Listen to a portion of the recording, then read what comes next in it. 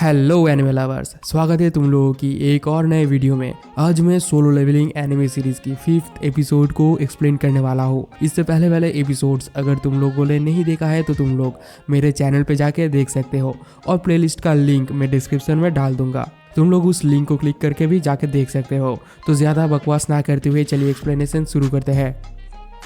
तो एपिसोड की शुरुआत में हमें कुछ नर्सेस को दिखाया जाता है जो आपस में ही थोड़ा सा गॉसिप्स कर रहे थे सांग को लेकर, और वो लोग ये बोल रहे थे कि ये बंदा एक ई रैंक हीरो है, लेकिन फिर भी ये कितना ज़्यादा क्यूट और हैंडसम है और कितना ज़्यादा पावरफुल भी है। और वो लोग सांग को सीड्यूस करने के बारे में भी सोच रहे थे। लेकिन दूसरी तरफ हम देखते हैं कि सांग बहुत ज़्यादा मेहनत कर रहा था, मतलब बहुत ज़्यादा एक्सरसाइज कर रहा था, और उसकी बॉडी अभी बहुत ज़्यादा लंबी चौड़ी और बहुत ही ज़्यादा मस्क्यूलर बन चुकी थी, और इसी वजह से सारे के सारे नर्स उसके ऊपर फिदा थे। अब दूसरे ही सीन में हम देखते हैं कि एक नर्स सांग की रूम में आ जाती है और सांग की बॉडी देखकर बहुत ही ज़्यादा हैरान होती है, मतलब थोड़ा सा शर्मा जाती है, और सांग की बॉडी देखकर बहुत ही ज़्यादा सीड्यूस्ड हो जाती है। लेकिन तभी सांग उस नर्स से पूछता है कि क्या तुम्हें कुछ चाहिए मेरे से। तो वो नर्स बोलती है कि हाँ तुम कल इस हॉस्पिटल से छूटने वाले हो। तो सांग ये बात सुनकर उस नर्स को थैंक्स कहता है और उस रूम से निकलकर कहीं तो जाने लगता है। लेकिन तभी वो नर्स पीछे से सांग को पुकारती है और बोलती है कि क्या मुझे तुम्हारे नंबर मिल सकती है। तो सांग ज्यादा कुछ ना सोचते हुए उस नर्स को अपने नंबर दे देता है और वहां से चुपचाप निकल जाता है। अब इंट्रो के बाद हमें एक इंटरव्यू दिखाया जाता है जहां पर एक लड़की एक एस रैंक हीरो की इंटरव्यू ले रही थी, और इस एस रैंक हीरो की नाम है बाके यूनो, और दुनिया में इसकी तरह सिर्फ और सिर्फ 7 ही एस रैंक हीरोज है। तो वो लड़की बाके से पूछती है कि जब हंटर्स लोग डेंजन्स में जाते हैं मारपीट करने के लिए, यानी कि उन मॉन्स्टर के साथ मारपीट करने के लिए, तब हंटर्स को कैसा फील होता है और आप लोग ट्रेनिंग वगैरह कैसे करते हैं। तो इसके जवाब में बेक अपनी ट्रेनिंग्स वगैरह के बारे में बताने लगता है और उन लोगों की लाइफ के बारे में भी बताने लगता है कि वो लोग कैसे कैसे ट्रेनिंग्स वगैरह करते हैं, कैसे कैसे डेंजन्स में जाकर मॉन्स्टर्स के साथ लड़ते हैं। और ये इंटरव्यू सांग की बहन जीना देख रही थी। तो जीना टीवी को बंद करके स्कूल के लिए निकलने लगती है और निकलते निकलते अपने भाई को पुकारती है। लेकिन वो देखती है कि सांग पहले से ही नींद से उठ चुका है, और वो ये भी नोटिस करता है कि सांग की बॉडी अब बहुत ज़्यादा मस्कुलर बन चुकी है। जो देखकर जीना सांग से पूछता है कि क्या तुम वर्कआउट वगैरह स्टार्ट कर दिए हो। तो सांग बोलता है कि हाँ आजकल मैं थोड़ा बहुत वर्कआउट्स कर रहा हूँ, और फिर वो निकलने लगते हैं। लेकिन तभी सांग पीछे से आकर उसके बैग के अंदर एक अम्ब्रेला रख देता है। लेकिन जीना बोलने लगती है कि आज मौसम बहुत ज़्यादा सुहाना है, आज बारिश की कोई चांस ही नहीं है। लेकिन फिर भी सांग जबरदस्ती उसके बैग के अंदर उस छाते को रख देता है, और फिर जीना वहाँ से निकल जाती है स्कूल के लिए। तो जीना के निकलते ही सांग अपनी लेवल वगैरह देखने लगता है, और वो ये सोचने लगता है कि अपनी एक्सपी को कौन सी पावर बढ़ाने के लिए यूज़ करे। तो बहुत देर तक सोचने के बाद वो फाइनली थोड़ा सा स्ट्रेंथ और थोड़ा सा एजिलिटी बढ़ा देता है। लेकिन तभी अचानक उसके मोबाइल में किसी का कॉल आता है, और ये कॉल किसी और का नहीं बल्कि उसके होम ओनर का था। और उसका होम ओनर उसे ये थ्रेट देता है कि तुमने बहुत दिनों से मुझे रेंट पे नहीं किया है, तो इसीलिए तुम्हें इस घर को छोड़ना पड़ेगा। तो सांग के पास और कोई चारा नहीं रहता, इसलिए वो कहता है कि ठीक है कोई बात नहीं, हम लोग इस घर को छोड़ देंगे। और वो सोफे में बैठ के आराम से अपनी मोबाइल में कोई दूसरा घर ढूंढने लगता है जो उसे कम प्राइस में मिल जाए, क्योंकि वो एक ई रैंक हीरो है और उसके पास ज़्यादा पैसे भी नहीं है। तो ढूंढते ढूंढते वो बहुत कुछ सोच रहा था और इधर उधर की बातें कर रहा था, और वो अपनी न्यू अवेकिंग के बारे में भी बहुत ज़्यादा बातें कर रहा था। और वो ये भी कहता है कि मैंने आज तक किसी भी हंटर को नहीं देखा है जो अपनी पावर को बूस्ट अप कर सकता है, मतलब अपने लेवल को बढ़ा सकता है। और वो ये सब कुछ सोच ही रहा था कि तभी उसके मोबाइल में एक मैसेज आता है जो देखकर वो बहुत ज़्यादा चौंक जाता है।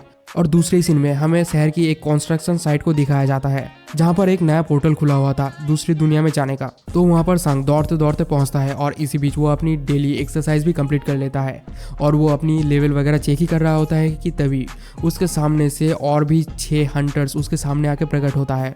तो वो लोग आपस में थोड़ा सा ग्रीटिंग वगैरह करता है, और इस ग्रुप का लीडर का नाम है हुआंग, और सांग भी अपना नाम बताता है कि मेरा नाम है सांग, और इस ग्रुप में सभी बंदे सी रैंक हंटर्स है। तो सांग पूछता है कि अगर तुम लोग सी रैंक हंटर हो तो एक ई रैंक हंटर की क्या ज़रूरत है। तो वो लोग बताता है कि हम लोगों का जो सामान है वो उठाने के लिए एक ई रैंक हंटर की ज़रूरत है, तो इसीलिए हम लोगों ने तुम्हें बुलाया है। और फिर हुआंग सांग को एक कॉन्ट्रैक्ट देता है साइन करने के लिए। तो सांग ज़्यादा कुछ ना सोचते हुए इस कॉन्ट्रैक्ट को साइन कर देता है, और वो लोग थोड़ा सा आपस में बात ही कर रहे थे कि तभी उन लोगों के सामने एक और बंदा, मतलब एक और हंटर आके खड़ा होता है, और इसका नाम होता है यो जिन हो, और ये 20 साल का बंदा है। लेकिन ये बहुत ही ज़्यादा रिच फैमिली से बिलोंग करता है, तो इसीलिए इसके पास एक बहुत ही बेहतरीन आर्मर के साथ साथ एक बहुत ही बेहतरीन स्वॉर्ड भी था। और इन लोगों के सामने ये बंदा थोड़ा सा बच्चा था। तो अब इस ग्रुप में हो चुके थे 8 बंदे और सभी के सभी बंदे मिलकर चले जाते हैं उस डेंजन के अंदर। और ये डेंजन एक सी रैंक डेंजन है। तो डेंजन के अंदर जाते ही वो लोग इधर उधर घूमने लगते हैं और मॉन्स्टर्स वगैरह को ढूंढने लगते हैं। तो ढूंढते ढूंढते वो लोग आके पहुंचते हैं एक मेन चौराहे पे, जहाँ पर वो लोग देखते हैं कि चारों तरफ ढेर सारे रास्ते निकल रहे हैं, जो देखकर सांग अपना दिमाग चलाने लगता है और वो चिल्ला के बोलता है कि ये एक इंसेक्ट टाइप डेंजन है। और सभी लोग बोलते हैं कि क्या इंसेक्ट टाइप डेंजन। और तभी उन लोगों के ऊपर से ढेर सारे लाल चींटियां उनके ऊपर हमला कर देते हैं। लेकिन ये लोग तो बहुत ज़्यादा पावरफुल थे, इसीलिए ये चींटियां उन लोगों की कुछ भी नहीं बिगाड़ पा रहे थे। और वो लोग धीरे धीरे करके सभी के सभी चींटियों को मार डालते हैं। और वहाँ पर मौजूद सभी चींटियों को मारने के बाद वो लोग दोबारा से आगे बढ़ने लगते हैं। और तो आगे बढ़ते बढ़ते वो लोग एक जगह पर देखते हैं कि बहुत सारे चींटियां पहले से ही मरे पड़े हैं। और उन चींटियों को देखकर ऐसा लग रहा था कि किसी ने उन चींटियों को खा लिया है, जो देखकर वहाँ पर मौजूद सभी लोग ये समझ आते हैं कि ये चींटियां तो कुछ भी नहीं है, बल्कि यहाँ पर एक बहुत ही खतरनाक बॉस मौजूद है। और फिर वो लोग दोबारा से वहाँ से चलने लगते हैं आगे की तरफ। और जाते जाते वो लोग फाइनली एक जगह पर पहुँचते हैं, जहाँ पर उन लोगों को ढेर सारे क्रिस्टल्स दिखते हैं। और उन लोगों को पता था कि ये क्रिस्टल्स बहुत ही महंगे प्राइस में बिकने वाले हैं। तो वहाँ पर मौजूद सभी लोग उन क्रिस्टल्स को देख रहे थे और बोल रहे थे कि ये तो बहुत ही ज़्यादा महंगे प्राइस में बिकने वाला है। लेकिन तभी हुआंग सभी लोगों को एक जगह दिखाते हुए बोलते हैं कि इस क्रिएचर के जागने से पहले हमें सारे के सारे क्रिस्टल्स को इस जगह से निकालना पड़ेगा। और तभी हम लोग देखते हैं कि यहाँ पर एक बहुत ही बड़ी और खतरनाक स्पाइडर सो रहा होता है और ये बहुत ज़्यादा मैसिव होता है और यही इस डेंजन की बॉस है। लेकिन उन लोगों के पास क्रिस्टल निकालने का औजार अभी मौजूद नहीं था, तो इसीलिए वो बंदा मतलब हुआंग उसके एक टीम मेंबर को डांटने लगता है और बोलता है कि तुम्हें क्रिस्टल निकालने का औजार ले आना चाहिए था। और फिर वो टीम मतलब हुआंग का टीम सांग और यो इन दोनों को वहीं पर छोड़ के अपनी इक्विपमेंट लाने की बहाना देकर वहाँ से निकल जाते हैं।